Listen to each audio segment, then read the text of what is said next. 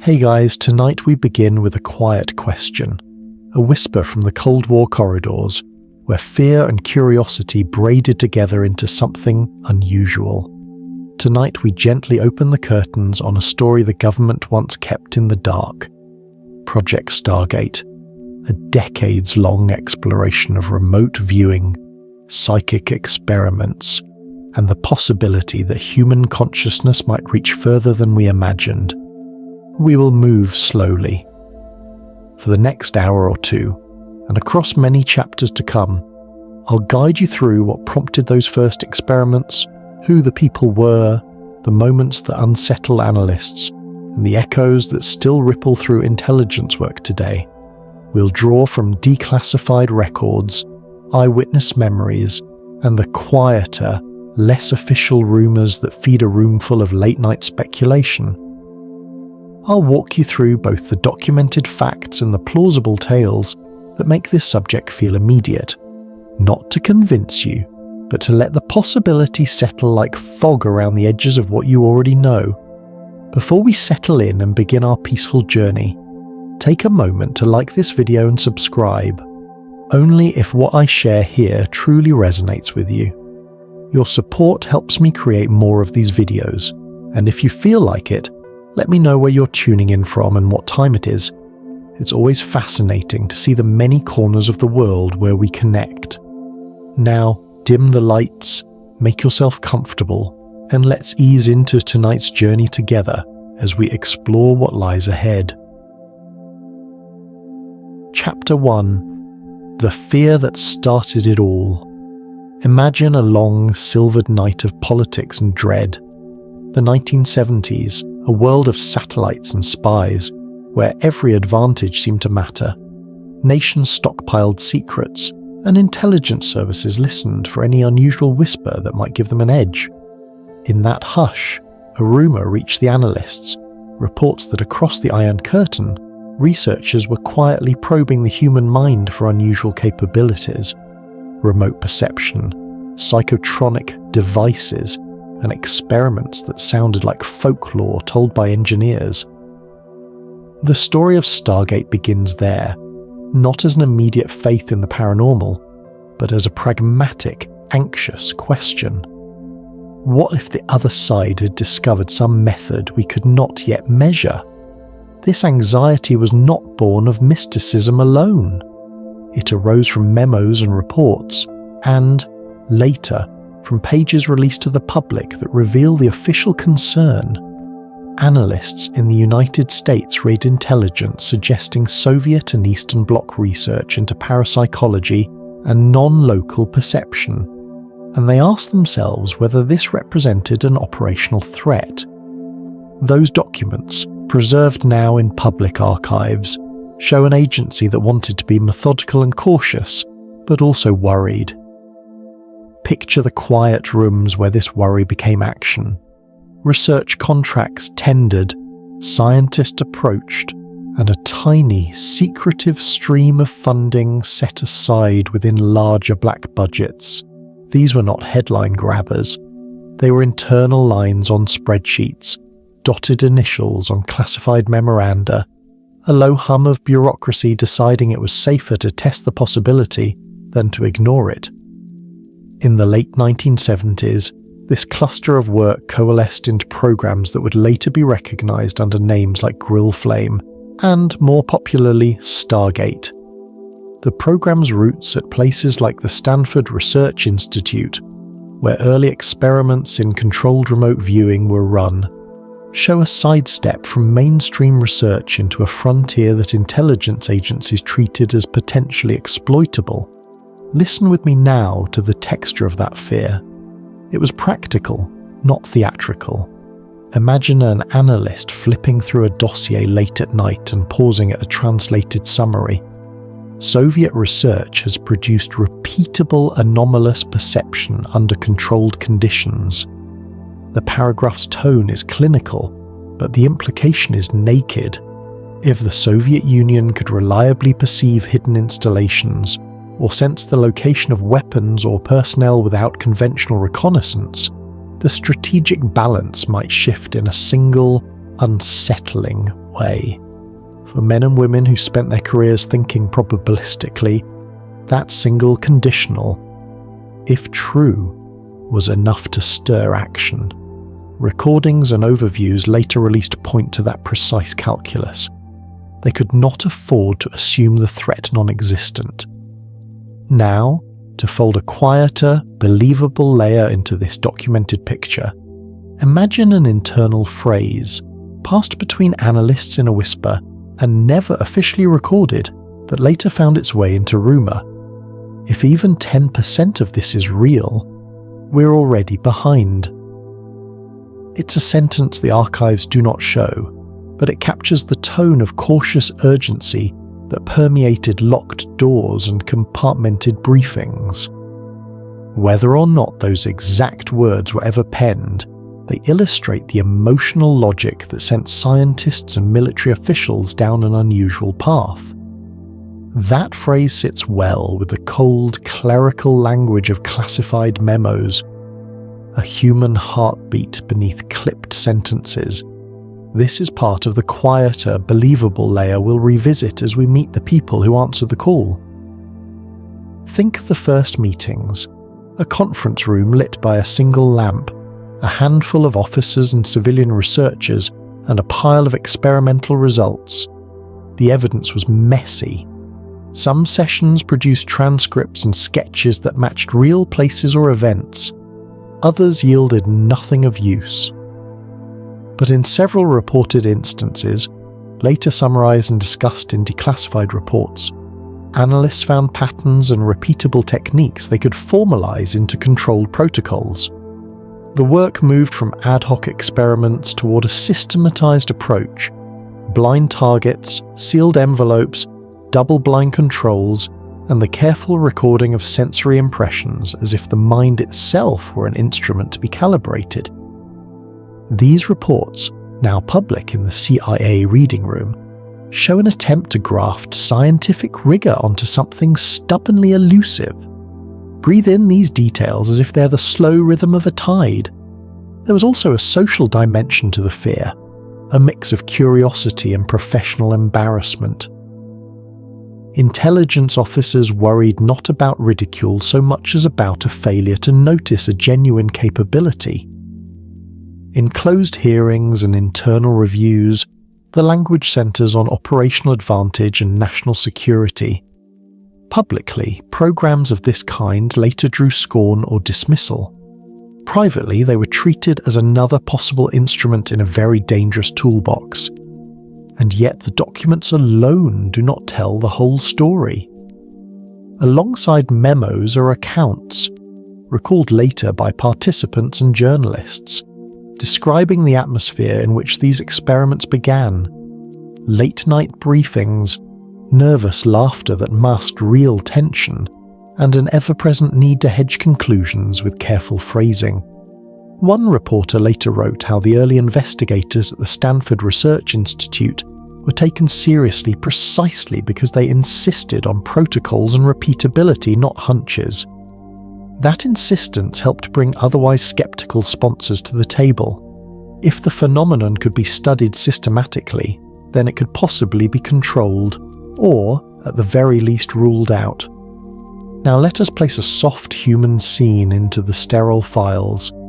Imagine a young analyst, alone with a thick folder and a kettle, reading about an experiment in which a subject in a closed room described a distant military facility with specific details, shapes of buildings, a water tower's placement, or the curve of a runway, that later matched satellite imagery. He rereads the report and feels the hairs on the back of his neck rise. He does not yet believe in psychic power. He believes in the fundamental rule that unexplained, repeatable phenomena demand attention. That is the logic that drove a rational agency to act. Not faith, but the practical application of precaution.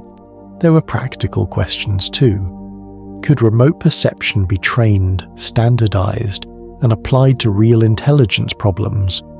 Would the cost of false positives outweigh the value of a single real hit? Could analysts guard against suggestion, leakage of information, and the inevitable human biases that creep into any clandestine project. These were operational concerns that kept the program tethered to spreadsheets and economic realities rather than flights of fantasy. The history we can now read shows a sober, sometimes painfully bureaucratic effort to evaluate the claims on their merits. Before we close this chapter and gently glide into the next, I want you to hold a small, quiet image. A sealed envelope on a table, a blindfolded subject across from it, and a recorder clicking softly as a voice describes shapes and textures that no one in the room has seen. That image, intimate, simple, and just slightly uncanny, captures the germ of Stargate, an experiment made of ordinary objects conducted inside the extraordinary context of geopolitical fear. It is here, in the slow, cautious curiosity of those early days, that the program's story begins. In the next chapter, we will meet the people who sat in those chairs, the viewers whose descriptions sometimes startle the room into silence. We'll learn how a handful of names, voices, and sketches came to shape a program that would run for decades. Stay with me. There are small surprises ahead, and each one will be told gently so you can drift further into this history without haste. Chapter 2. The Men Who Could See Without Eyes. There is something quietly strange about the sound of a man describing a place he's never been. He speaks as if touching an object, soft nouns and patient verbs, yet his voice carries the weight of conviction that only long attention can give. In those early sessions in small rooms with plain walls and a tape recorder clicking at the corner, a handful of people would close their eyes and begin to describe landscapes, objects, and sensations that seemed to belong elsewhere. Tonight we move slowly into their presence. Let the room around you soften, and listen as we meet the first of those voices and learn how they were brought into a story that would span decades. The names are familiar to those who have followed this history. Ingo Swann, a small, intense man with an artist's eye and a tendency to describe colour and texture as if painting with words. Pat Price, whose sketches and confident, almost clinical descriptions jolted some analysts into a kind of nervous attention. These were not the romanticised mystics of popular lore. They arrived as individuals, artists, former policemen, everyday citizens whose testimonies were measured against controlled protocols. Their contributions matter because the investigators did not begin by accepting the extraordinary. They began with careful experiments, and then slowly, with a mixture of skepticism and wonder, they recorded the results. The fact that these sessions were taken seriously enough to attract funding and scrutiny tells us much about the atmosphere of those early years. When Ingo Swann first sat in laboratories at the Stanford Research Institute, the atmosphere was quiet and procedural.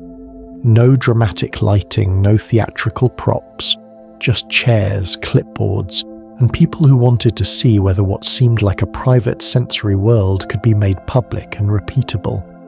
Swann's descriptions were textured and particular. He spoke about shapes, materials, and even colours with the attention of an artist. What set him apart, according to those who recorded him, was his insistence on method.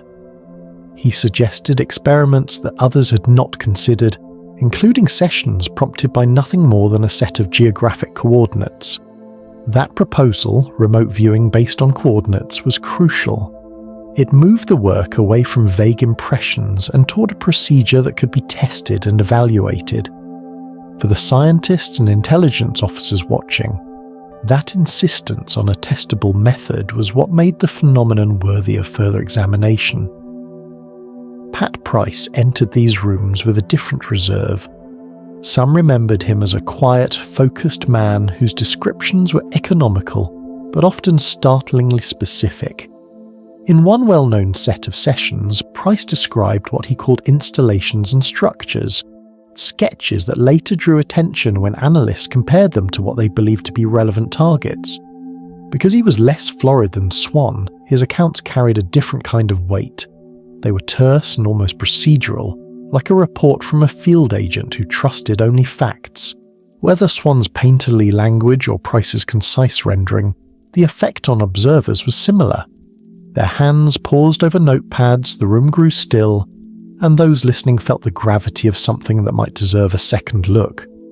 It is important to imagine the small rituals that framed each session. The subject might be led into an unadorned room, asked to relax, and told only the barest procedural details. A researcher would hand the subject a set of coordinates, a sealed envelope, or a randomly selected target number.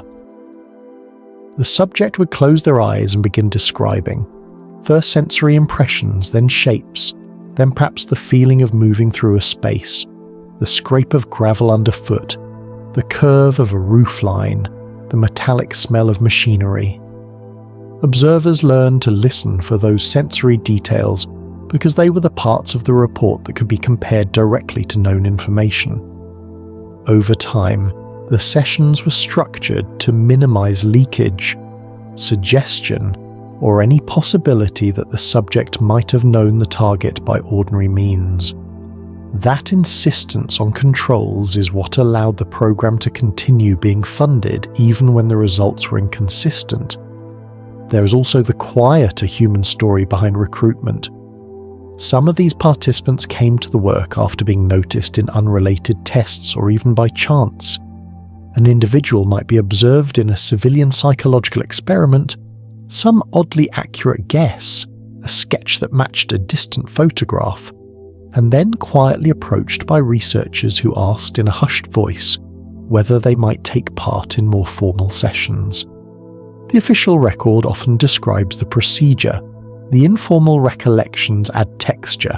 A knock on the door late in the afternoon, a closed notebook, and an invitation to sit in a different kind of room where the only requirement was to see and describe. Whether these recruitment stories are embellished by retelling or recorded faithfully, they form a believable layer beneath the public documents. Human beings notice something unusual in someone else, and the curiosity of scientists and spies led to an experiment. That human curiosity is a gentle, relentless force in science. Sometimes it pushes us to observation, sometimes to caution, but always toward the next question. As you listen, allow your imagination to soften into detail. Picture an early session, low light, the hum of an air conditioner, the soft rattle of a cassette recorder. The subject takes a breath and begins. There's an elevated walkway, concrete posts, water to the left. The listeners scribble. Later, a satellite path shows a facility with an elevated catwalk, concrete supports, and a river to the left. The match is not always precise, but when multiple elements line up, observers found it difficult to dismiss the observation entirely. It compelled them to design more rigorous conditions, to tighten controls, and to ask whether the mind, under certain conditions, could reliably access information beyond ordinary senses. The investigators themselves were a mix of backgrounds: physicists, psychologists, military analysts, and intelligence officers. It is illuminating to imagine the conversations that followed a promising session. A physicist might speak of the need for replicability. A psychologist would caution against cognitive biases. A military officer would ask, simply and resolutely, whether any of this could be operationalized. These conversations were slow and precise. They were not the fevered debates of popular legend, but measured, sometimes skeptical discussions about method and meaning. The presence of serious scientists in such meetings is one reason the project found its way into the classified budgets of intelligence agencies. These were not purely occult pursuits, but an attempt to place surprising observations under the light of systematic inquiry. One of the most striking aspects of these sessions was their capacity to unsettle normal expectations about testimony and evidence. When a subject described an installation with specific, verifiable details, those listening had to confront the possibility that anomalous perception might produce information that could not be explained away by ordinary channels, and yet the results were uneven. Some sessions yielded richly detailed descriptions that later matched known targets. Others produced images that seemed fanciful or wrong. That tension between striking hits and mundane misses became the engine of further study. Rather than accepting or rejecting the phenomenon wholesale, the program's architects learned to treat remote viewing like any other noisy instrument, calibrate the instrument, characterize its error rates, and explore whether training, protocol, or selection could improve signal-to-noise ratio. Over time, certain practices developed that made the sessions feel more like disciplined inquiry than seance. Detailed logs recorded every word. Sketches were dated, annotated, and sometimes compared by independent raters who had no knowledge of the target. The best accounts emphasize this procedural discipline because it is what allowed the work to persist within agencies that were otherwise suspicious of anything lacking empirical rigor. This is not to say that every safeguard worked perfectly. Human error and institutional pressures are always present, but the attempt at scientific structure is notable.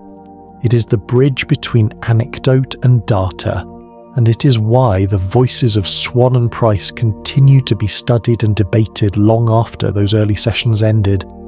There are also the quieter anecdotal moments that linger like fingerprints in the memory of participants. An assistant might later recall the sudden, silent pause in the room when a subject began describing a detail no one in the room had been told. A low, rounded shape near the northeast corner, and then later, a confirmation on a photograph. Those moments are what people tell each other in private.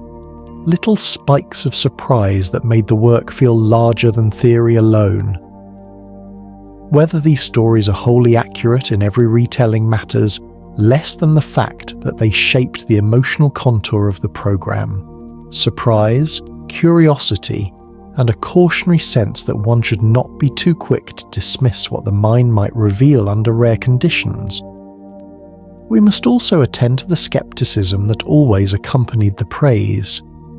Scientists and critics asked whether any reported matches could be explained by chance, subconscious knowledge, or even inadvertent cues from experimenters. The careful reader of this history will find a steady stream of methodological debates. Were controls tight enough? Were raters truly blind? Could statistical analyses disentangle hits from noise? Those questions are essential, and they make the story richer, not less compelling. The point is not to assert certainty, but to inhabit the full texture of inquiry, where wonder and critique are partners in the same room. As night settles in around these stories, let us bring the focus inward once more, toward the people who left those rooms different than they arrived.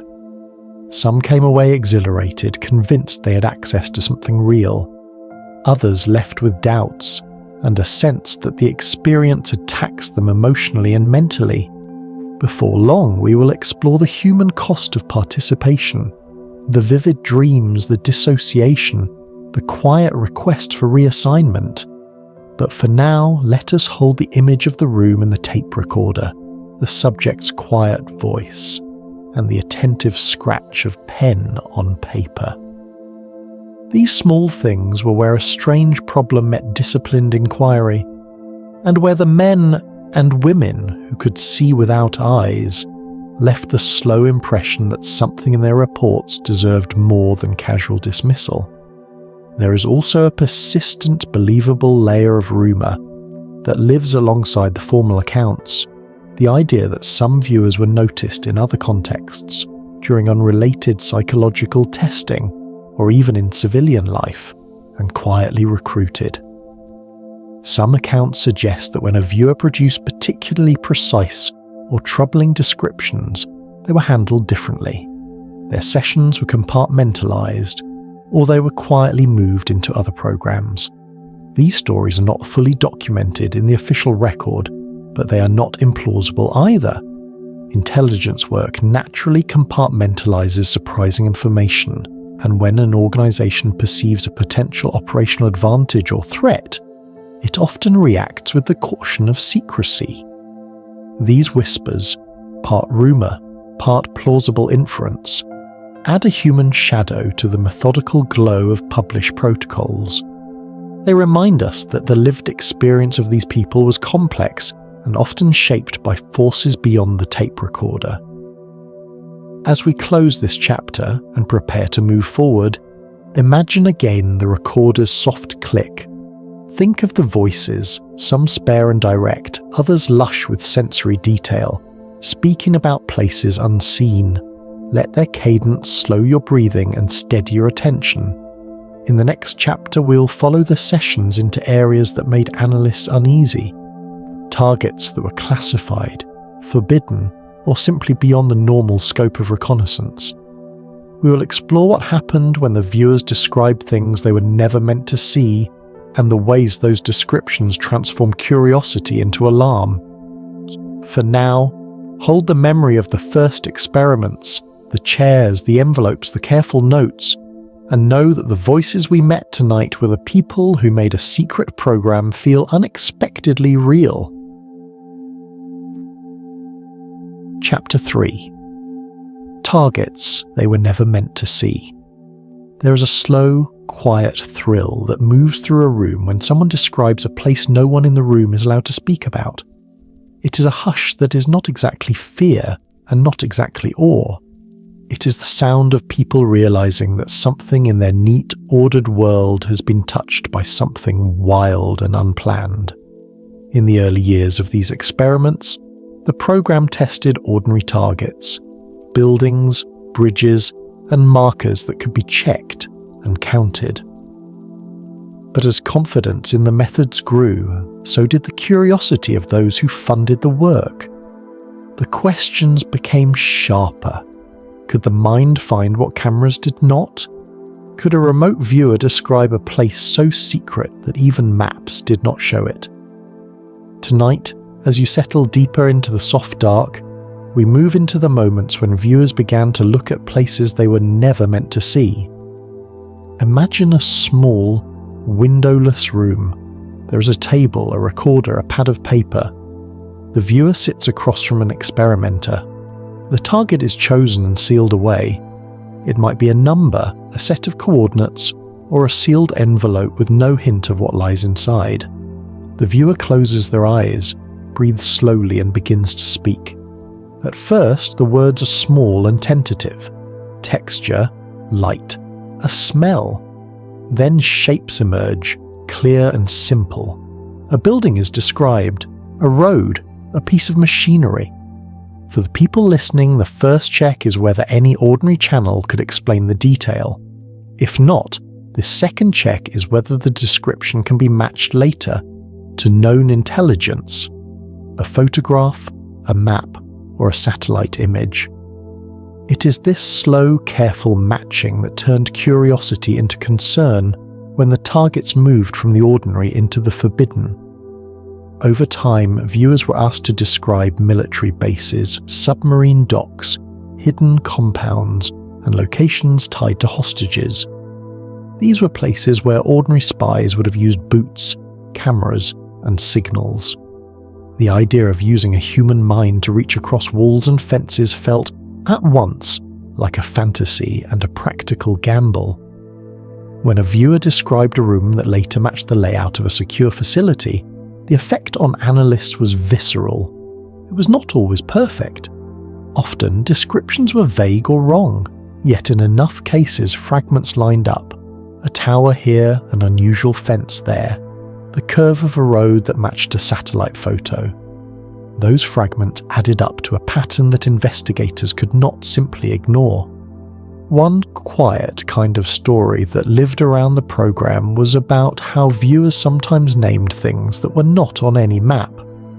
They would speak of buildings that did not appear in public records, or of structures that seemed to be buried or underground.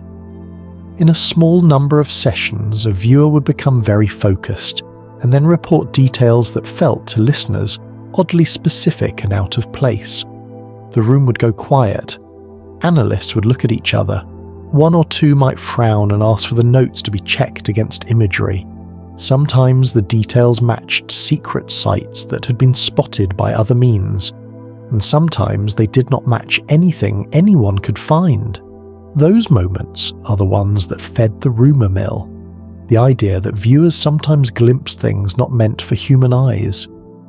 There is a human way to understand why these moments felt so dangerous. People who work with secrets know that secrecy is fragile. If information can move without wires or men with cameras, then the whole idea of hidden places shifts. For those inside the program, the fear was not only of enemies using such a method, it was also the fear that their own secrets could be exposed in ways they did not control. What does it mean to guard a place when the guard is not distance but direction?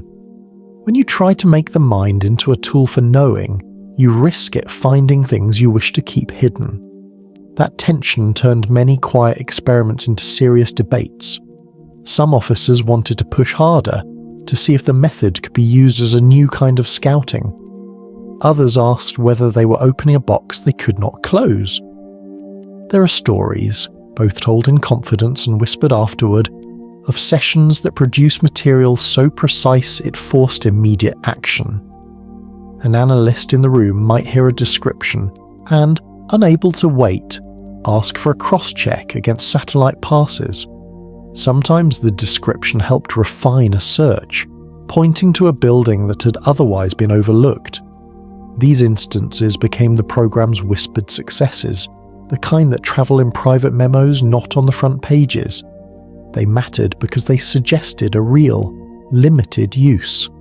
If a viewer could narrow down a target or offer a detail that camera imagery missed, that detail could save time and sometimes lives. That idea kept funding alive even when many voices inside and outside the agency urged skepticism, yet the work also created moments of real alarm. There were sessions where viewers said the words that made people in the room change their tone. They would describe areas of a site that did not exist on any chart. They would name equipment or rooms that intelligence analysts had no record of. In one kind of account that circulated later, several viewers in separate sessions described similar features of a place that should not have been known to them. The researchers who heard these accounts would sometimes annotate them as anomalous or emotionally disturbing. The notation meant the description caused a reaction, not only because of what was said, but because the tone of the viewer suggested a deep, urgent feeling associated with the place. It is easy to imagine the room's stillness in those moments. Pens paused, heads bent. The hum of the air conditioner suddenly loud. Part of the danger lay in how these accounts pushed against legal and ethical boundaries. When a viewer described a private home or a place where people were living, the program's leaders had to ask whether they were overreaching. Could they use such methods on people who were not threats? What were the rules? Those questions were sometimes answered by internal limits, and sometimes by the quiet, uneasy choices of officers who felt the pressure of operational needs.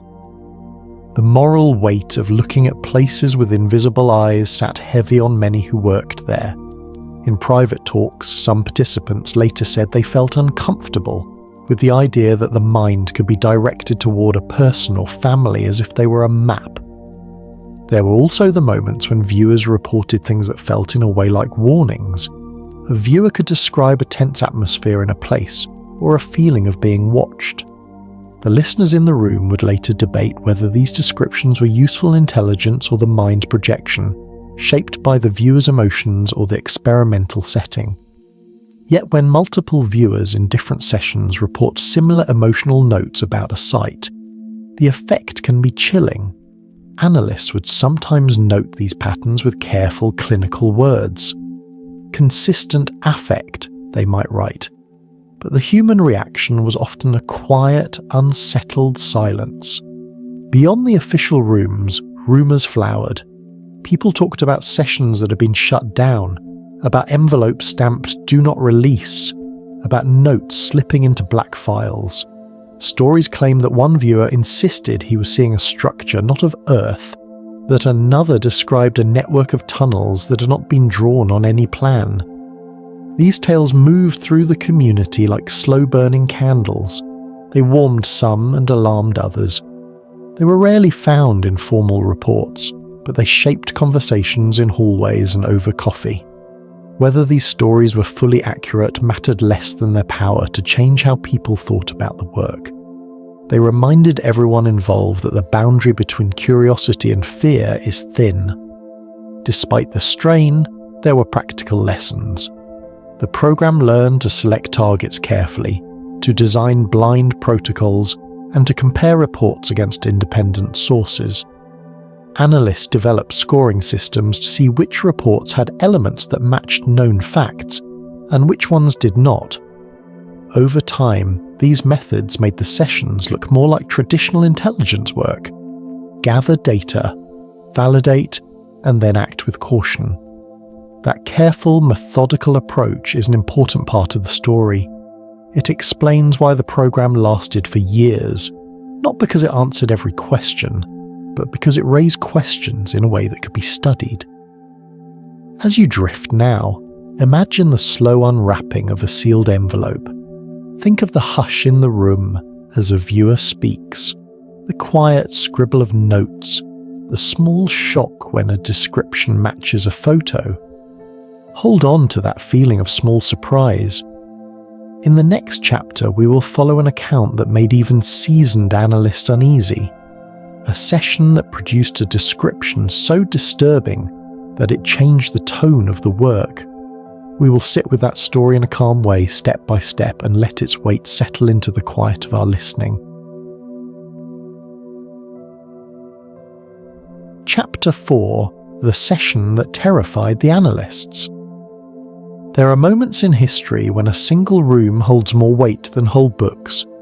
In one such room, on an ordinary weekday, the people who had seen a lot of strange things finally felt the air change. This chapter moves slowly through that day. I will tell it in detail, using quiet words and steady rhythm, so you can feel the tension without being rushed. Breathe in, breathe out, and let the scene unfold around you. The session began like many others. A small team had gathered, a lead researcher, an intelligence analyst, a recorder operator, and the viewer. The viewer had been tested before. He was known for accurate impressions. He had a calm voice and a way of focusing that made the room fall quiet. The team followed the same careful steps they always used. The target was sealed. The viewer was blind to any hint. The room was arranged so no one could give a clue by look or tone. Pens were placed on pads. The tape recorder clicked on. The viewer closed his eyes and took a long breath. At first, his descriptions were the usual mix of textures and small objects. He spoke about metal, cold walls, a smell like oil. He drew shapes with his hands as he spoke, as if tracing edges in the air. The lead researcher asked steady, quiet questions to keep the session focused. The viewer answered with small, exact words. Then his tone shifted. The calm cadence slowed. His breathing changed. He said something that made the lead researcher put a hand over his mouth, not to stop sound, but because his own voice had stopped for a moment. The viewer began to describe a place below ground. He used words that did not fit the usual targets. He described long corridors with a low hum, not the hum of air conditioning, but a deeper vibration, like a large engine turned on far away. He spoke of lights that pulsed faintly, and of panels that reflected no light at all. He drew a schematic in the air with his fingers, naming rooms and levels. Then he said a single line that everyone in the room would later write in their private notes. There are doors that face the wrong way. They lead to something that looks alive. Those words landed slow and heavy. The recorder kept clicking. The room was still. The analyst who handled the documents felt the skin on his arms tighten. He would later write he could feel his heartbeat in his throat. The lead researcher asked a careful question. the kind that keeps method and prevents panic. He asked for a description of shape and size. The viewer replied with details so specific they could be sketched. He named the number of levels. He gave a crude map of where each level connected. He described equipment the others didn't recognize. When the session ended, the team sat in the quiet for a long time. They compared notes and read the transcript. The lead researcher made a single line in the margin and then underlined it twice. The words were simple, emotionally disturbing. That label did not mean anything dramatic in a public report. It was a clinical phrase that let other program staff know to take care. But for those who were in the room, it was a code for something heavier. It meant that the viewer had reacted in a way the team had not seen before. He had described an affective tone, a feeling, in the place that made him tense and afraid. He had told them he felt watched. He had said that the place itself seemed to push back, as if something inside it noticed the mind that looked at it. Word moved slowly but firmly through the files. The session was flagged and moved into a special folder. Higher-level officers read the notes. They put the transcript in envelopes and stapled them shut. Some pages were marked for restricted handling. A few analysts who read the report later said they felt the air in their offices change. The line between curiosity and concern had shifted. People who had believed the work could be managed began to ask questions about safety. What if the mind could attract attention? What if the act of viewing left something behind? Those questions were whispered at first in halls and in brief private calls, then they rose to formal memos. In the weeks that followed, the program staff tried to reproduce the result under tight conditions. They ran more sessions with the same viewer and with others. Sometimes the scene was described again. In a few trials, different viewers reported similar elements: the low hum, the wrong-facing doors, the sense of being watched. The repetition gave weight to the reports. It stopped being the story of a single frightened person and became a pattern noticed by more than one observer. The pattern grew even when the descriptions came in fragments. The fragments fit together like pieces of a slow puzzle. The team began to see that something in those sessions was not just odd. It was consistent across different minds. Those repeated reports changed how decision-makers saw the program. No longer could they treat remote viewing simply as an odd tool to be tested and set aside. They had to consider whether the work carried risk. Senior staff debated whether to continue the sessions to broaden study or to stop altogether. Some argued for closure, fearing an unknown consequence. Others argued for cautionary continuation, believing that careful study could reduce risk. The debate was tense. It was not only about reliability of information, but about the safety of participants and the integrity of classified spaces. In private notes that later reached a few trusted readers, someone scribbled a sentence that would be retold in quiet conversations. This cannot be coincidence. It was not an official finding. It was a human reaction to seeing similar strange details come up more than once. Those words shared in private made certain managers uneasy. If multiple independent minds reported similar anomalies to secret places, the implication was larger than a single hit. It suggested either an unknown link between human perception and hidden spaces, or a source of error not yet understood. The uncertainty pushed the program into a state of anxious double-checking. The human toll of that session showed in small ways. The viewer who had first described the underground place began to suffer from vivid dreams. He called in and said he slept badly for nights after the session. He told staff that he felt watched at home, that shadows seemed too heavy in the corners of his rooms. He asked for time away and, in some accounts, for counselling. Other viewers reported similar after effects, dreams that repeated fragments of the session, small episodes of dissociation, a sense they could hear a distant vibration when nothing was running. These reports worried the medical officers attached to the program. They considered whether there was a psychological cost to sustained deep focus work. They also wondered if any physical effect was possible. The notes in the medical folders were careful and clinical, but they recorded real distress among participants. The program changed some rules. They limited session lengths. They added debriefing procedures. They included mental health checks before and after certain trials. They tightened informed consent language, though that language was not the kind that appears in public. It lived inside internal forms and guarded pages. The idea was to protect participants and to gather data on after effects. Still, the memory of that terrifying session remained like a quiet scar on the program's record. People who had read the transcript in full later said it influenced their decisions on funding, on participant selection, and on how much secrecy to wrap around the work. Rumours grew around the event. Coffee room talk exaggerated details until they read like campfire stories. Some claim the viewer had described a structure not from Earth. Others said the viewer had seen faces in the walls. The formal record didn't support those wild claims. But the tone from the original transcript did leave room for slower, more careful speculation. What the record did show was a clear shift in mood, from curiosity with caution to real concern. The rumour that it went too far found fertile ground because people prefer a sharp story to a slow, messy one. Yet the slow version is the truer thing.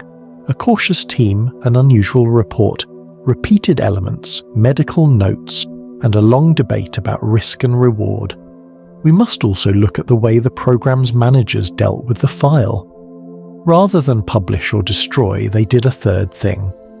They buried it somewhere safer, not in public, not in the central files. It was moved into a compartment that required special clearance. Some officers thought this move was prudent. Others thought it was the start of hiding knowledge rather than examining it. That decision fed a later narrative, that the program did not simply fail or succeed. It became something to manage like a delicate instrument.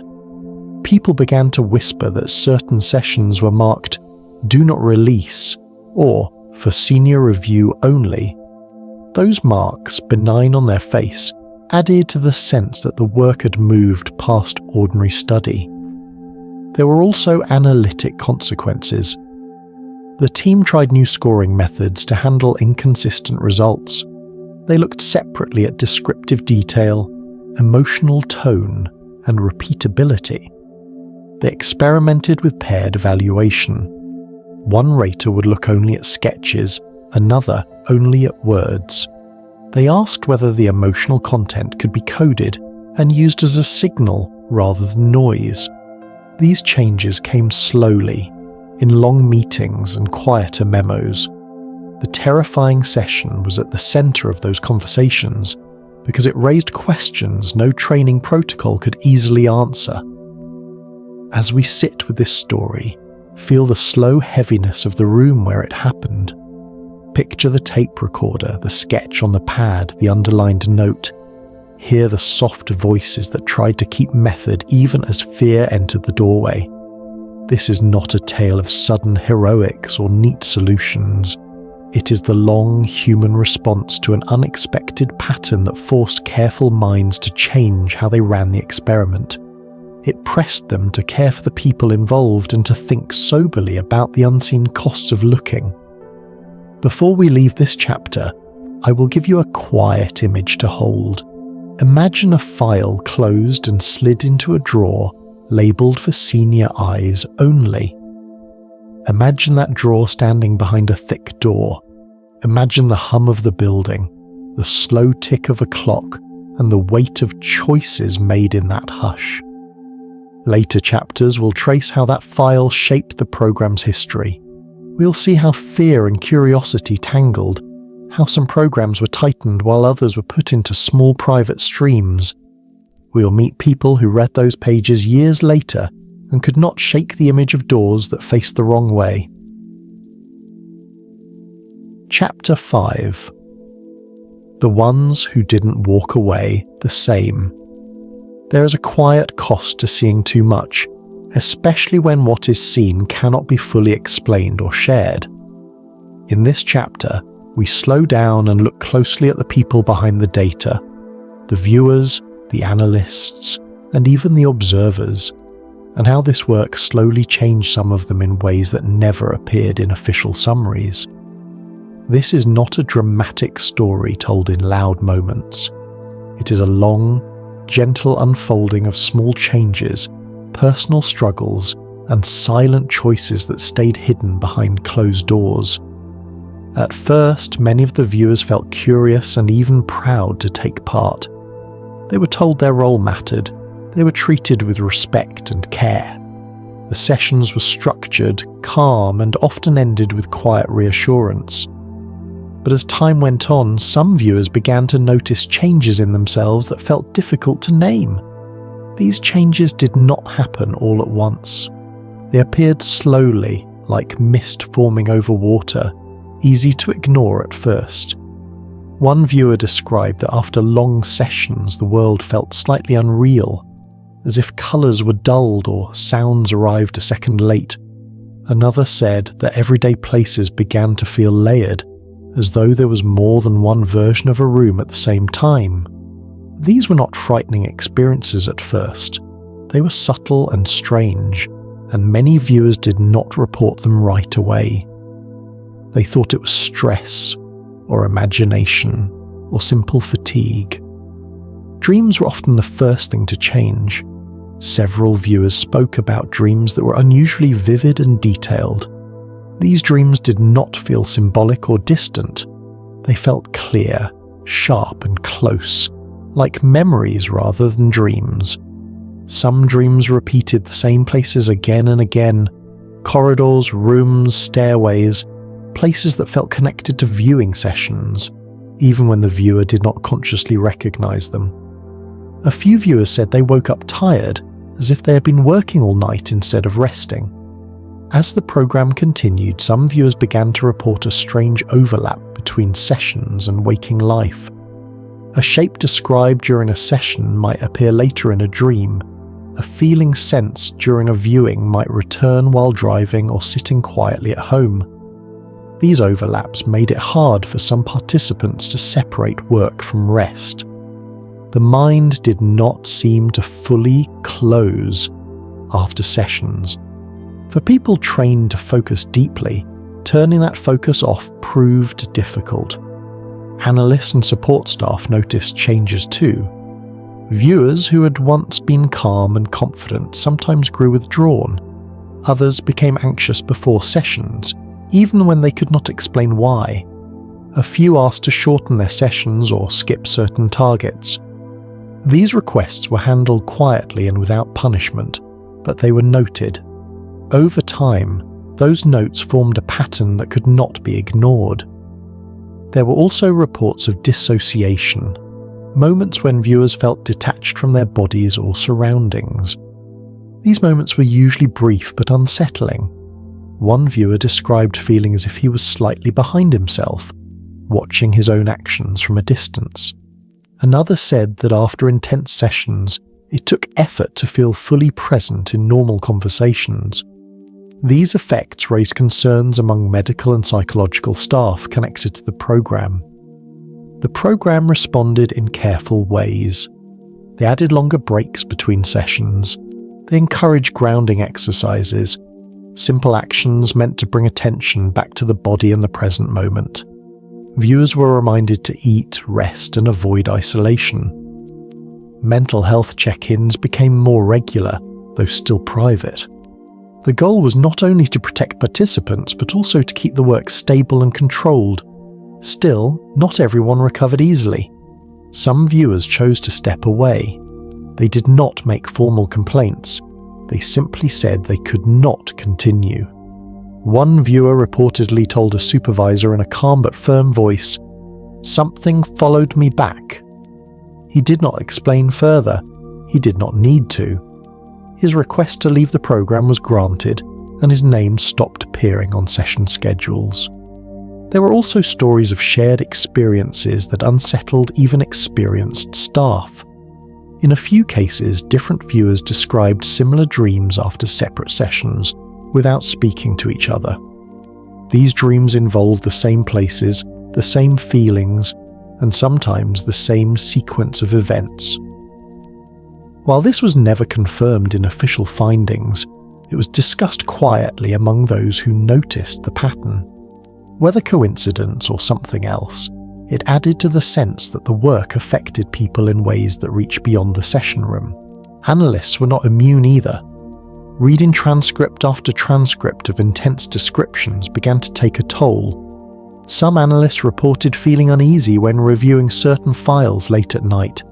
Others said they felt watched while reading, even though they knew logically that no one was there.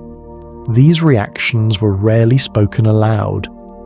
In intelligence culture, emotional reactions are often kept private, but they existed and they mattered. The emotional weight of the work also came from responsibility. Analysts had to decide which information to pass along and which to hold back.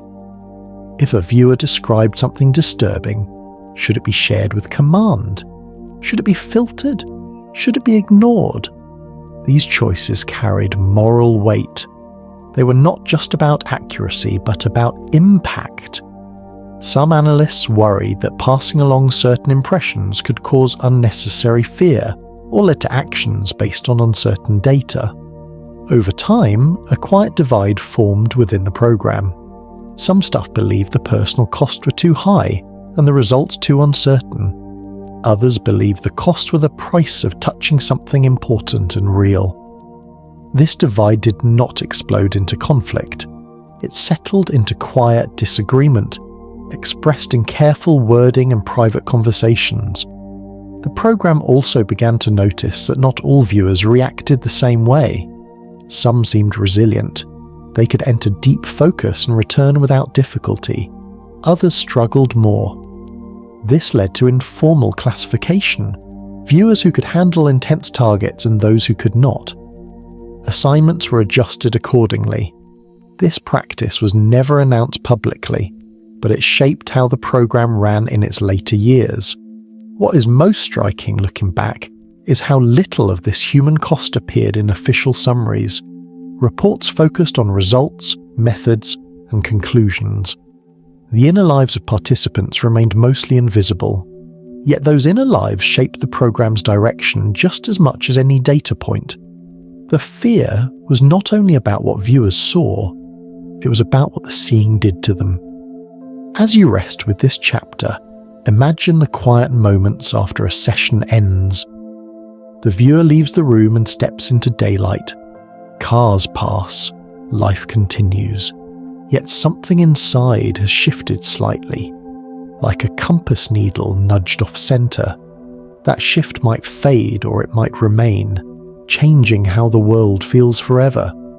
In the next chapter, we will step back and ask a question that lingered over every meeting and every budget decision. Did this actually work? We will move calmly through successes, near misses, and the reasons this program survived far longer than most people realize. Chapter 6. Did Stargate actually work? This question sat quietly at the center of every meeting, every budget request, and every late-night review of transcripts. It was never asked loudly. It did not need to be. Everyone involved felt it sitting in the room, heavy and patient. Did this actually work? Not in a dramatic, movie-like way, but in the slow, practical sense that intelligence work demands. Did it give useful information often enough to matter? And if it did not work at all, why did it continue for so long? To understand this, we must slow down and look at how intelligence programs usually behave. Most secret programs do not last very long. If something produces no value, it is cut quickly and quietly. Funding moves elsewhere. Staff are reassigned. Files are closed. Yet this program did not fade after a year or two. It changed names. It shifted offices. It moved under different departments. It survived leadership changes, political pressure, and public doubt. It stayed alive for more than 20 years. That fact alone tells us something important. Inside the program, success was never defined as perfect accuracy. No one expected a viewer to describe every detail of a target correctly. Instead, success was measured in small gains, a useful shape, a correct layout, a detail that matched later images. Sometimes the value was not what was seen, but how it guided attention. A viewer might describe a structure near water, prompting analysts to look again at coastal images. Another might mention unusual movement, leading to closer inspection of a site at a specific time. These were not dramatic victories, they were quiet assists. There were cases where viewers described locations that later turned out to be real and relevant. In some instances, viewers identified features of military sites that were confirmed only after new imagery became available. In other cases, they provided impressions that helped narrow search areas.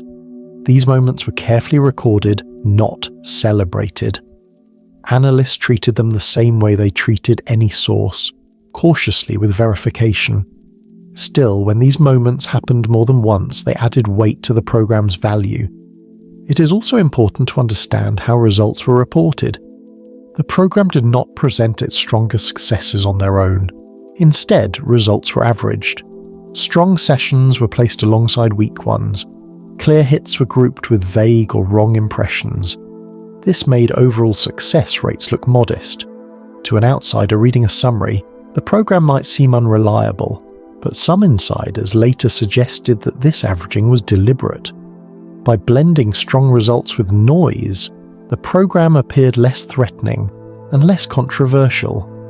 It remained easier to defend quietly and easier to protect from sudden shutdown. There were also claims that certain viewers performed far better than others. These individuals were said to produce clearer, more consistent descriptions. Rather than highlight them publicly within the program, they were sometimes separated into smaller groups. Their sessions were handled with tighter control and less sharing. This practice, known as compartmentalization, is common in intelligence work. It limits who sees what and reduces risk.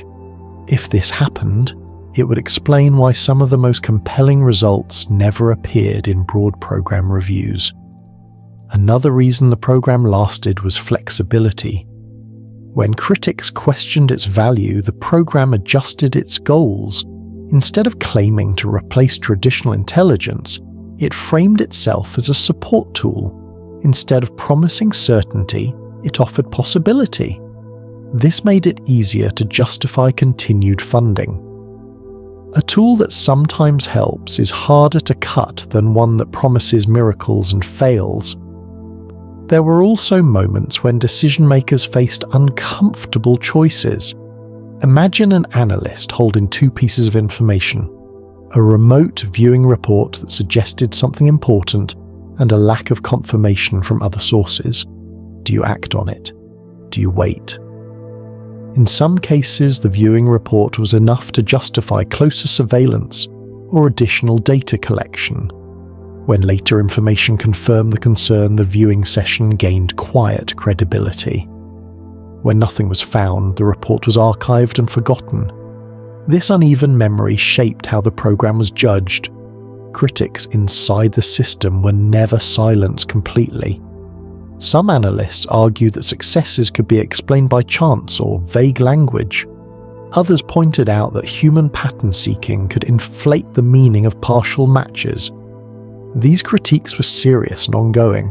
They led to improved scoring methods and stricter controls, but they did not erase the successes that could not be easily explained. Instead, they coexisted with them, creating a program that lived in tension between belief and doubt. One of the strongest signs that the program worked, at least sometimes, was how carefully its strongest results were handled. They were not shared widely. They were not used for public defense. They were quietly passed to people who needed to know. In intelligence culture, this is often how useful but sensitive tools are treated. Loud tools attract attention. Quiet tools survive. The program's survival also depended on timing. During the Cold War and its aftermath, fear created room for unusual ideas. When leaders believed an enemy might be exploring similar methods, ignoring the possibility felt risky. Even a small chance of advantage was enough to justify continued study. This fear did not vanish overnight. It faded slowly, allowing the program to continue in reduced but persistent forms. As you rest with this chapter, imagine a long table covered with files. Some are thick, others thin. A few have marks that suggest they were read often. The people around the table do not argue loudly. They speak in measured tones. They're not asking whether the program proves anything about reality. They're asking a simpler question. Does this help us even a little? And for many years, the answer was just enough to keep the lights on. In the next chapter, we will explore what happened when the program was officially shut down and why many believe it never truly ended at all. Chapter 7: The Official Shutdown That Wasn't. There is a quiet irony in intelligence work. Sometimes programs are officially ended not because they have failed entirely, but because their existence becomes inconvenient. In the case of Project Stargate, the official closure came in 1995, a year that marked the program as having lack of operational value. On paper, it was terminated. Publicly, the narrative was simple. Decades of research, some curious results, but nothing that justified continued funding. And yet, like a shadow slipping between walls, the reality was far more complex. To understand this, it helps to step back and picture how large organizations handle secret projects. Programs with sensitive material rarely vanish overnight. Budgets may be reduced, offices reassigned, and documents classified more deeply. Some parts of a program are formally shut down, while other portions are quietly absorbed into new initiatives, often under new names and new divisions. In intelligence circles, there is a saying, "You don't kill it, you bury it." That was the path Stargate appeared to take. Even before the formal shutdown, the program had undergone multiple transformations. Names changed from Grill Flame to Center Lane, and then to Sunstreak. These shifts were more than cosmetic. They were structural, affecting reporting lines, oversight, and how findings were shared. Each iteration of the program allowed leadership to refine methods, manage personnel, and control access to sensitive results. By the time the official 1995 closure occurred, Stargate was no longer a single, centralized entity. Its work had fragmented into smaller, specialized streams, some of which remained active in ways that were never publicly acknowledged. Part of the reason for this quiet continuation was the knowledge already gained. Even if the results seemed inconsistent or modest, the methods and protocols developed over decades had value. Analysts understood how to run remote viewing sessions, how to score results, and how to select participants. They also understood the psychological effects of such work. This knowledge did not vanish when the program was terminated. It moved behind controlled access, accessible to certain contractors, departments, and private research streams. For those inside, the shutdown was a formality. For those outside, it appeared as final closure. There are accounts, some more credible than others, of small groups being retained to continue experiments undercover. Sessions may have continued under different banners, framed as human performance studies or cognitive research. Observers who later discussed the period suggested that only a fraction of data ever surfaced in official reports. The rest remained locked in private archives, referenced occasionally but never publicly acknowledged. It is possible that some high-accuracy viewers continued to be tested, their results quietly guiding intelligence decisions, even as the broader program was said to have ended. The official narrative also served another purpose: public relations and bureaucratic clarity. by declaring the program terminated, leadership created a clear break in records for the public and for oversight committees. The reality, however, was more subtle. Termination allowed a transition from government-funded direct operations to research managed by contractors, academic partnerships, or privatized streams. In intelligence work, this is a common approach to maintain continuity while reducing direct exposure. In essence, the program's methodology and select participants lived on even as the name Stargate disappeared from public documents. For participants who remained, this transition was confusing. Some were reassigned quietly, with little explanation. Others noticed that the rules had shifted. The methods remained, but the oversight was different. They were asked to submit reports to new supervisors, to work under new project titles, and to adhere to protocols that had subtle but important changes. The science and practice of remote viewing persisted, even as the organisation of the work was obscured. For those deeply involved, the work never truly stopped. An important element of this period is how information was compartmentalised. Not all analysts, not all viewers, and not all supervisors knew the full scope of continuing work. Sensitive sessions might be scheduled under obscure names or different office codes. Some data that would have been part of a larger body of research in earlier years was now treated as independent pockets of intelligence. This compartmentalization added security, but also reinforced the sense of mystery around the program. People who left or retired often never learned what had continued in the shadows. The quiet persistence of the work also speaks to the perceived utility of the program. Even if remote viewing could not replace satellites or human operatives, it could provide occasional guidance. Certain successes were still considered valuable enough to preserve, even if reporting was restricted.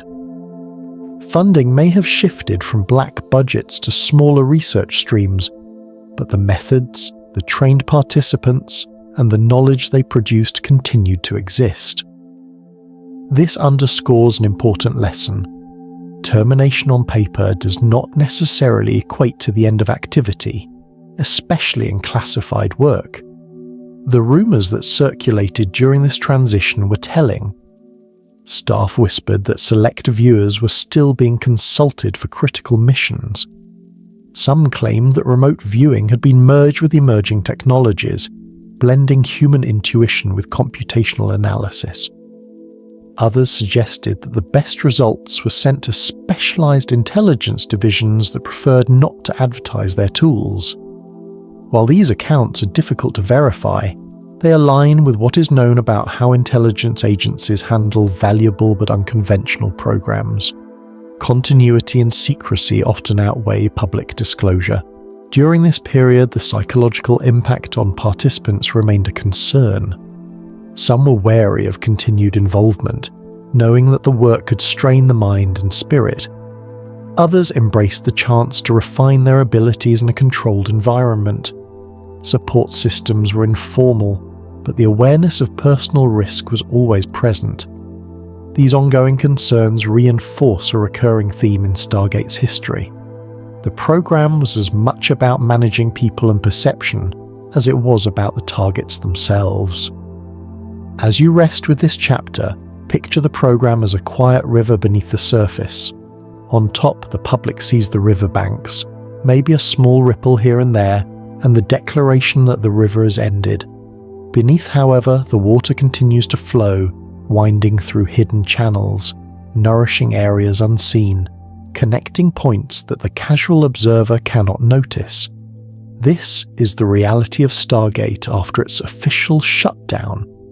Visible closure, hidden continuity, and subtle movement of knowledge and capability behind the scenes. In the next chapter, we will explore how echoes of this work persisted into modern intelligence and black projects, tracing the invisible threads from past experiments to present-day practices, and considering what this continuity means for how human perception and observation are still valued in ways most people will never see. Chapter 8. echoes in modern intelligence and black projects. There is a soft, slow way that old work moves into new hands. It does not leap like a bright idea. It seeps like water through stone, finding small cracks and then opening them wider. If you follow the faint lines left by Project Stargate, you find traces in places that sound, at first, ordinary. In research grants, in quiet meetings, in contractors who do work no one loudly claims. Tonight we will walk gently through those slow connections. We will look at how methods, stories and people from those early days could have shaped later efforts. We will do this without hurry, so you can let each idea settle like a small bell in a quiet room. When a program runs for a long time, it builds more than reports. It builds people with a way of thinking, tools for testing, checklists for keeping experiments honest, and a habit of asking certain questions. Even when the name changes, the habit stays. Those who ran early remote viewing sessions learned how to set up blind targets, how to score impressions, and how to protect against suggestion. They learn about the emotional cost to participants and how to care for them. They learn to hide results carefully when needed and to pass them to a small circle when the results mattered. Those know-how pieces are useful in many fields. They do not vanish when budgets change. They travel in the heads of people who move from one job to another, or who retire and then consult for private firms. Imagine a room years later where someone in a private lab says, in a quiet voice, "We already have a protocol for blind targeting. The line is small, but it carries a lot. Technology also opened new doors. As satellite imagery and data analysis grew more powerful, so did the ability to look at subtle patterns. That did not replace the human mind. It changed the way data and human insight could be mixed. Picture a scene where analysts overlay a viewer's sketch with a new high-resolution image and then run a simple pattern match. The tools are modern, but the idea is similar. Combine one source with another to point attention. In some places, that mix creates a useful step. In others, it creates new questions about what is causal and what is coincidental. The quiet thought that guided earlier work remains. If the mind sometimes points to a useful place, then using modern tools to check those pointers seems smart and small. It is the kind of slow logic that keeps methods alive. Contractors and private labs often move in the spaces government leaves empty. When public funding slows, private money can take up pieces of work that look promising or strange. People with experience in remote viewing and related methods sometimes move into private research, offering their protocols in a more flexible setting. In those quieter places, experiments can continue without the same oversight, and the best results can be used for clients who want a different kind of answer. Whether this happened often or rarely, the pattern is familiar. Skills learned under one roof can be used under another. Those who remember the old rooms and the soft click of recorders sometimes find themselves in new offices where the tools look like modern research, but the questions are close to the old ones. Can human perception be guided to find what machines miss?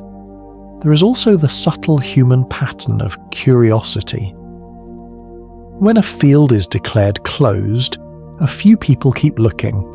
They read the old files, they test lingering ideas in small, careful ways, and they argue in private about what should be tried next. Over the years, some of these private efforts have linked to work that on the surface looks modern, studies of human attention, programs to measure intuitive decision-making, and projects that explore human performance in stressful or unusual conditions. Many of these projects have legitimate practical aims, improving training, reducing error, or helping people operate better in complex systems. Yet the lineage to earlier remote viewing work can be found in the questions asked and in the careful ways experiments are built. In some quieter circles, people began to talk about blending human intuition with machine tools. The idea is not science fiction in the way people think of it. It is a simple concept. Use human insight to flag things for machines, and use machines to test and refine those flags. Imagine a modern analyst who feeds a viewer's sketch into a database and asks an algorithm to find similar patterns across millions of images. The algorithm can bring back likely matches, and human judgment can then decide which ones matter. This kind of collaboration changes how results are handled. The human mind suggests, the machine searches, and together they move faster than either could alone. The edges of this work are quiet and careful, and the ethics and limits are part of the same conversations we heard years ago. There are stories that float in the back rooms of intelligence and contracting firms. Some are small and plausible. A contractor with government experience is hired to run a workshop on human perception for a team working on unusual threat detection. Others are bigger, the sort of tale that causes a slow chill. Whispered claims that certain private firms have tried to use remote viewing style methods to help guide searches for missing objects, lost people, or hidden caches. These stories often resist confirmation. They live in anecdote, in emails forwarded among people who like to keep each other informed. Because they are quiet, they hold an emotional weight that formal reports do not. They also create a pattern. When official doors close, other doors open, and methods find new life in new hands. Modern military interest in human factors also kept the idea alive. Military planners today talk about cognitive warfare and human performance more openly than before. They ask how information affects belief and behavior, how attention can be shaped, and how people make decisions when data is messy. Some projects focus on psychological resilience, others on decision support. If human perception sometimes provides useful, even fleeting information, then the military interest in the human side makes sense. It is not always about claiming psychic power. It is often about exploring how subtle cues, training and focus can help people notice what others miss. Those small edges of human performance are valuable in many operational settings. There are also stories that are darker and more rumour-like. People talk about contractors quietly testing unusual methods for anomalous threat detection, and about private labs receiving small pots of funding to try old protocols with new devices. The claims are often vague. They sound like this. They ran sessions with trained viewers and then cross-check their reports with new sensor data. Whether this happens and how much it mattered are questions that rarely get answered in public. But the shape of the story is familiar. Old methods combined with new tools, tried quietly by people who believe the past still holds useful lessons. One of the most unsettling ideas people whisper about is that the same method that can find hidden places might be used to look at people or to guide influence. That is a heavy thought, and it raises moral questions. If human perception can be directed, then what limits should exist? Who decides where the line is drawn? In quiet debates inside agencies and labs, these questions have been raised many times, and they shape how research gets done. Many people working in the field push hard for strict rules, informed consent, clear limits on targets, and support for participants. Those rules exist because people remember the cost of seeing too much, and they want to avoid repeating it. Listening to the echoes of old work also means noting what has changed. Science is more public, methods are more transparent, and ethics conversations are louder now than decades ago. New research is subject to peer review and public scrutiny in ways that earlier secret programs were not. That makes modern experiments slower and more thorough. It also means that private continuations face more pressure to justify their methods and funding. The old days of quiet files have less power than before. But the human habit of curiosity still finds channels, and those channels can be very quiet. As you rest with these thoughts, imagine a long hallway with many doors. Some doors are labelled with familiar names: labs, universities, military offices. Other doors are small and unlabelled, opened in the night by people who remember old protocols. Behind some doors there is routine work on human cognition. Behind others, a few people test odd ideas with modern tools. The hallway is calm. Footsteps move slowly. The light is low. What matters is not a single dramatic claim of proof, but the fact that the same questions keep returning. What can the human mind do? How can we measure it? And what are the costs and benefits of trying? In the next chapter, we will listen to the deepest fear that once gripped those who read the files. Not that the work was false, but that it might be true. We will sit quietly with the idea that consciousness could reach beyond walls, and that this possibility changed how people thought about secrecy and power. Stay with me.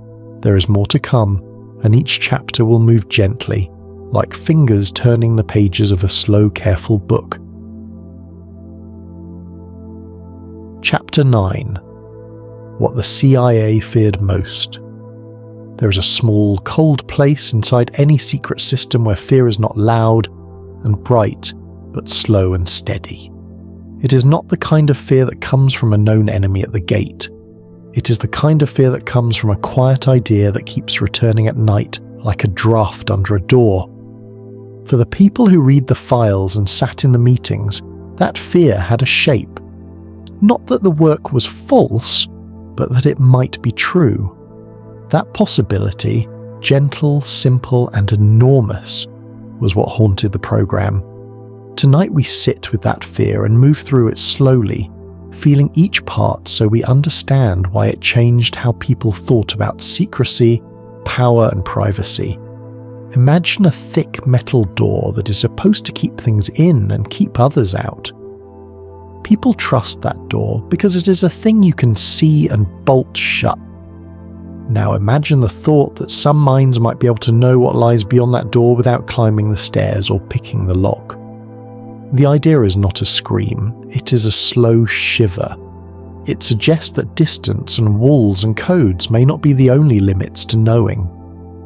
If even a few people could reach past barriers with their minds, then many of the rules that held a system together feel less certain. That is what troubled high-level officers. The loss of the idea that secrecy is absolute. The fear had many small parts. First was the practical worry. If an adversary could find hidden sites without sending men or machines, then planning and vulnerability change in a single day. A well-hidden depot, a secret lab, or a backup site might no longer be safe. Analysts who spent decades perfecting camouflage, routing, and deniability felt exposed in a way that no spy photograph had ever shown. They had made plans on the assumption that distance, darkness, and deception were secure. The notion that perception might not care about fences or code word felt like a hole in that plan. Second was the strategic worry. Power rests on secrets. If powerful groups could be seen through, then the balance of power shifts. Intelligence services worried not only that enemies might use similar methods, but that their own hidden plans could be touched by minds they didn't control. The idea is simple and heavy. Every secret that matters becomes less safe. If a mind could find a hidden weapon, it could also find plans, names, and places. The sheet of rules that holds a state or an institution together would feel thinner. Third was the social worry. Privacy itself looked different when you imagine minds reaching beyond doors. People trusted that private spaces were private because walls meant privacy. If consciousness can cross walls, what does privacy mean anymore? Those who handled sensitive files, who guarded lists and identities, felt a different kind of risk. They were not only thinking about threats to the state, they were thinking about threats to ordinary people. The thought that a mind might focus on private houses or private lives raised moral questions that the program tried to answer with rules and limits. But fears do not always stay quiet when rules change. Fourth was the ethical worry. How far can you look? If you invent a method that might reach anywhere, what rules will stop it from slipping into harm? People inside the program debated the limits. They worried about using the method against civilians, about directing mines toward places where people slept and ate. The moral question was not abstract. It was daily and practical. Who decides what is off limits? Who watches the watchers? Those questions made many inside the project uneasy. They were trained to follow orders, but they also knew that some lines should not be crossed. These small fears gathered into a larger anxiety that cut across budgets and staff memos. Some managers worried that the mere suggestion of a real ability would cause public panic if it leaked. Others feared ridicule that would strip resources away from other, more conventional programs. The balance was tricky. Treat the thing openly and risk collapse under ridicule, or treat it secretly and risk it growing into something you could not fully control. That balancing act is why the program changed names, moved offices, and buried some files deeper than others. Managing fear became part of management itself. There were stories that made the fear feel real in human terms. An analyst would tell a quiet tale of a time a viewer described the layout of a safe house before any satellite had noticed it. A supervisor would recall the feeling of reading a report that matched a secret photo the agency later obtained. There were accounts of a retired officer who, late in life, told a friend he had once watched a session and left the building feeling as if he'd been made naked. He could not explain why, he said, only that the experience had changed how he locked his files and how he slept at night. These stories circulated in halls and over dinner tables. They were small, personal, and powerful. They did not prove anything to the world, but they proved something to the people who heard them. The idea of remote knowing made the rooms where they worked feel different. In some circles, the fear turned to action. If the mind could cross walls, what defences could be built? Some officers asked for experiments and countermeasures. Could training confuse a viewer? Could false targets be used to mislead a mind? Could mental shielding be taught, like taught how to close a mental door? The questions were practical and strange at once. Teams of psychologists, intelligence officers, and trainers explored ways to protect information. They tried misdirection, layers of decoys, and strict need-to-know limits. Sometimes the answers were small and pragmatic. Reduce the number of people who know the full layout. Break plans into pieces so no single mind can see the whole. Other times the answers were more experimental, training people to focus on neutral images after sensitive meetings, providing mental grounding exercises to those who handled secret plans. The methods were imperfect, but they showed a clear logic. If perception might reach, then protect the things that matter in new ways. There were also quieter moves. Some officers insisted that sensitive planning happen in places that were more controlled, with fewer people present. They urged that documents be held to a minimum and that paper trails be reduced. Some managers changed meeting routines, notes destroyed after reading, devices removed from rooms, and time limits on discussions. These changes were not dramatic at first. They were small shifts in habit, but habit matters. Over time, the way work was done changed in subtle ways because of a slow, persistent fear. Beyond practical countermeasures, there was a deeper worry. The social and political consequences if the idea of non-local perception was accepted publicly. Imagine a world where anyone could claim a mind that saw anywhere. Who would be believed? Who would be accused? How would courts handle testimony that came from strange perception, rather than eyewitness or physical evidence? The thought stretched into civil life and law. It was not only an intelligence problem, it was a question about how societies manage trust, evidence, and harm.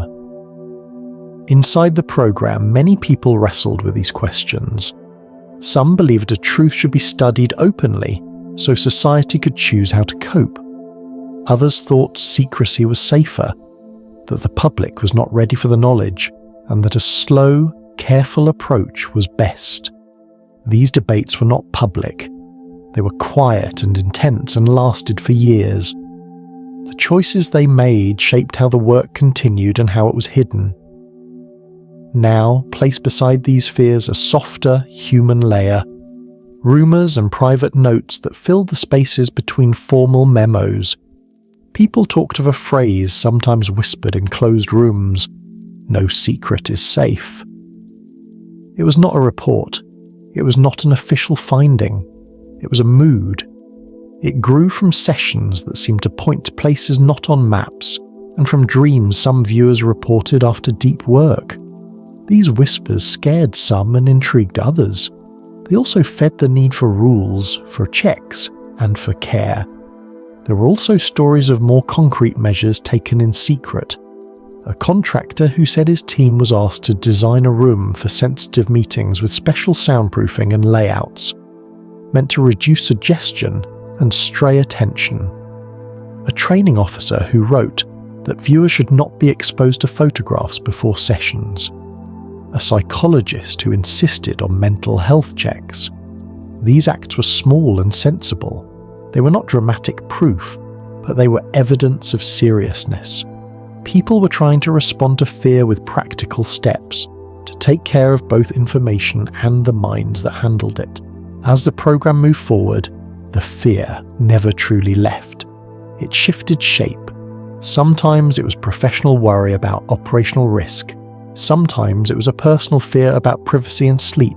Sometimes it was a philosophical concern about what freedom and secrecy mean in a world where distance may not be the same boundary it once was. The people involved learned to live with that fear, to make plans that assumed imperfection, and to build systems that treated perception as one of many signals to be weighed, not the only one that mattered. Before we close this chapter, hold a clear image in your mind. Picture a small office late at night. A man sits alone under soft light, a folder open on his desk. He reads a line that mentions a place no one was meant to know. He closes the folder, turns off the lamp, and walks out into the quiet parking lot. He pauses, listening to the night, feeling the strange new shape of the world in his chest. That pause, small and private, is what the fear looked like for many. A gentle, lasting shift that changed how they held secrets and how they thought about being safe. In the next chapter, we will sit with a final, open-ended question that followed these programs. What else did they see, and who chooses what we're allowed to know? We'll carry the same soft attention and the same calm pace as we ask what remains hidden and what we might still learn. Chapter 10. The question that still has no answer. There is a soft kind of silence that sits over questions with no easy ends. It is not empty, it holds weight. It holds files and folded papers, the memory of voices in a room, and the slow, careful choices made behind closed doors. Tonight, we sit in that silence and ask, what else did they see, and who decides what we're allowed to know? We will move slowly through this, breathe between ideas, and let each thought settle. This is a slow, gentle search for what might still be hidden, and for the people who hold the keys. Start with a clear image: a contractor's office late at night, a single lamp, a man with a cup of tea. He opens a metal box and pulls out thick bundles of paper, some stamped with the words, "Eyes Only." He reads slowly, not because he is trying to prove anything, but because meaning in those pages can change the shape of a life. That image is not about drama. It is about ordinary people who handle fragile things. Those files are where many answers and many questions live. Some things are known in plain ways. We know that the program ran for many years. We know names of a few people who took part. We know that some papers were later released. But knowing a list of facts is not the same as knowing the whole story. Secrets can be layered, pages can be redacted, or whole folders kept in separate rooms with special locks. The choice about what to release is not always about truth alone. It is about risk, politics, and what leaders think the public should see. That is why asking what else did they see is really asking, what did they protect, and why did they protect it? There are many small human accounts that point to more than the short public record. A retired staffer might say, in a quiet voice, that he remembers a session that was never mentioned in any later summary. He thinks about it often. He keeps a simple note in a drawer. An analyst may recall a string of sketches that were moved to a higher file because the description matched something a satellite later showed but which was too sensitive to be shared widely. These memories are small and easy to miss, but together they create a web of hints. They suggest that the full picture is not in public folders, but folded into private memory, into the vaults of old offices, into the heads of those who once read the files. Sometimes the stories are more direct. A viewer, years after leaving the program, tells a friend that they once described a place with rooms that opened onto rooms, and that the team reacted as if they had heard something true and strange. The viewer's life changed afterward. He moved to a quieter house. He stopped watching certain kinds of films. He did not ask for praise. He only wanted to sleep. These small confessions are not proof to a court, but they are real to the person who speaks them, and they carry weight in the social memory of the program. On the other side of that memory are the people who decide what's released. They are not always villains in a story. Often they are cautious managers who think about harm in a practical way. They worry that publishing everything could put lives at risk. They think about methods, about the chance of copycats, and about how public discussion could harm operations. Their choices are shaped by law, by security, and by the pressure to keep some tools quiet. That is why some records are opened and others are not. It is a slow human weighing of cost and benefit. Sometimes those choices are guided by other motives. Bureaucracies protect themselves. Offices do not want to be shocked into scrutiny. A sudden public revelation can bring angry questions, audits, and hard days under bright lights. When those pressures loom, people often choose the calm path. Keep the files closed and the questions quiet. That choice can seem sensible to some and deceptive to others. Either way, it shapes the story we do not fully see. There are also legal hoops and national rules that shape what becomes public.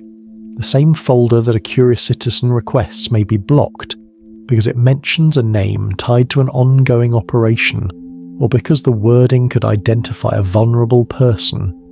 Those legal shields are sometimes essential and sometimes frustrating.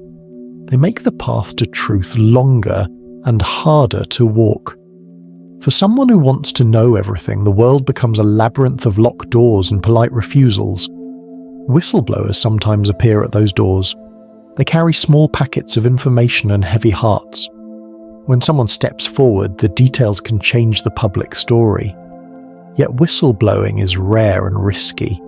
People worry about careers, about legal trouble, about the damage to loved ones. So when whistleblowers speak, their stories matter. They often tell of things left out of official reports, sessions moved to smaller offices, sketches filed away, or a note on a page that simply reads "Review needed." Those notes look small on paper but carry heavy meaning for those who know how to read them. We must also think about plain human error. Some things are missing not because of design, but because people misfiled them, or because someone retired and took a key memory with them. History is not a neat line, but a messy pile of notebooks. The question, what else did they see, sometimes has an answer as simple as no one thought to keep it. That thought is both comforting and worrying. Comforting because it suggests some gaps are simple human mistakes. Worrying because it means truth may be lost and never recovered. There is another thread that runs through this question: story. People love to tell stories about the things they cannot explain. Those stories mix memory and imagination. They turn a sketch into a legend and a small surprise into a big mystery. As you listen, you must hold both kinds of truth: the official documents and the soft stories told over tea. The real picture lives between them. It is made of facts, memory, rumour, and quiet personal change. The choice about what the public is allowed to know is also a political one. Leaders decide what to declassify, when and how. They may release certain files to show that oversight works, but hold back others to avoid panic or to protect allies. The path of declassification is not straight. It curves with elections, with news cycles, and with the moods of those in charge. Often, a single line in a memo can decide whether a file is opened or sealed for another decade. Those lines are chosen by people with simple lives and fallible judgments. There are also ethical questions about what should be known. Suppose a document reveals that a viewer described a private home where innocent people lived. Even if that description is true, should the public hear it? The answer weighs privacy against the public interest. That is a hard balance. Some argue transparency is always best. Others argue for protection of the innocent. Those debates echo in the halls where declassification is decided. They are not easy debates, and they do not end in a single clear answer. Beyond files and managers, there are practical reasons to keep things quiet. The risk of copycats, the chance that bad actors will try to train people to misuse methods, and the real fear that release could cause harm. When officials think about those risks, they sometimes act to prevent harm, even if that prevention keeps the public from knowing the full truth. That kind of choice raises a hard question. Who can be trusted to hold the truth when it might harm? History gives no easy rule. For the curious listener, the unresolved nature of these questions creates a particular kind of pull. We want to know more, we want final pages, clear images, a tidy end. But real histories are often unfinished books with chapters still being written. This open-endedness can be restful if you accept it as part of living in a world that keeps some things quiet. It can also be frustrating when you crave closure. Either way, the not knowing becomes part of the story. There are small ways people search for answers. Researchers ask for files, journalists follow trails, and retired participants tell small parts of their memories. Each act uncovers a little more. Sometimes a single document, revealed after decades, sheds light on a rumour. Other times, files only deepen the question. A paragraph may confirm a detail but leave the deeper pattern hidden. That is how history often works. Slowly, in fragments. As you rest with these thoughts, let us return to a warm image. Picture an old office with a window that shows the last light of day. A retired analyst sits there and folds a paper carefully. He remembers a session that he never told anyone about. He hums a tune, places the paper back in the box and closes the lid. His choice to keep the memory is quiet and human. Not all secrets are kept by institutions. Many are kept by people who want to forget, or who fear harm, or who simply wish to sleep. Before we close this chapter, I will offer a small, gentle prompt to help keep you listening. Imagine the next page being opened. What would you hope to find there? A clear answer, a friendly face, an apology, a simple fact that makes sense of a strange memory. Hold that image softly. This sense of wonder is what keeps people returning to these stories. It is not always about proof.